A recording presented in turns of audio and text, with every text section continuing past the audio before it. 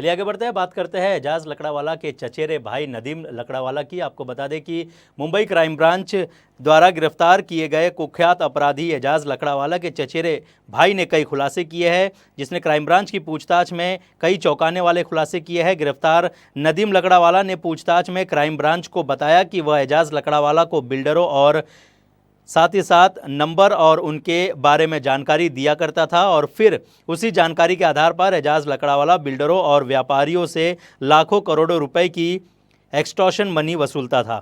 घर का भेदी लंका ढाए, यह कहावत मौजूदा समय में अंडरवर्ल्ड डॉन एजाज लकड़ावाला पर बिल्कुल फिट बैठ रही है, क्योंकि क्राइम ब्रांच द्वारा एक दिन पहले गिरफ्तार किया गया उसका चचेरा भाई नदीम लकड़ावाला उसके सारे राज खोल रहा है। नदीम लकड़ावाला क्राइम ब्रांच के सामने ये खुलासा किया है कि एजाज लकड़ावाला ने उसी बिल्डरों और व्यापारियों की जन्म कुंडली निकालने की जिम्मेदारी सौंपी थी।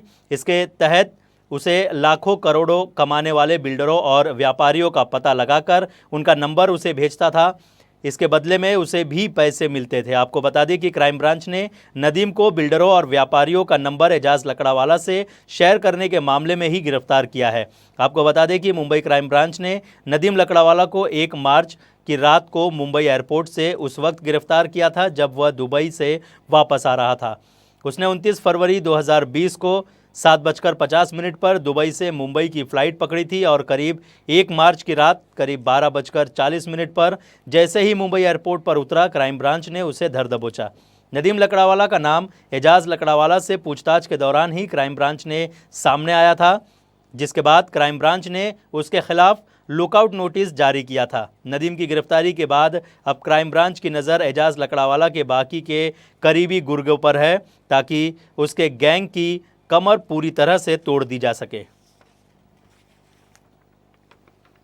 को रात को 7:50 पे सऊदी अरेबिया एयरलाइंस की फ़्लाइट से एजाज लकड़ावाला का cousin brother Nadeem Lakdawala India में वापस आया मुंबई इंटरनेशनल एयरपोर्ट पर।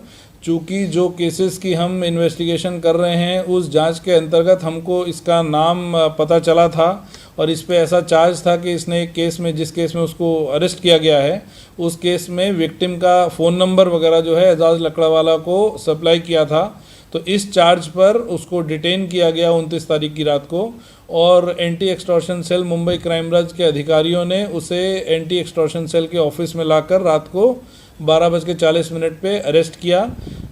29 फरवरी को उसे हॉलिडे कोर्ट के सामने प्रोड्यूस किया गया और हमारे पास 3 मार्च तक उसकी पुलिस कस्टडी दी गई है।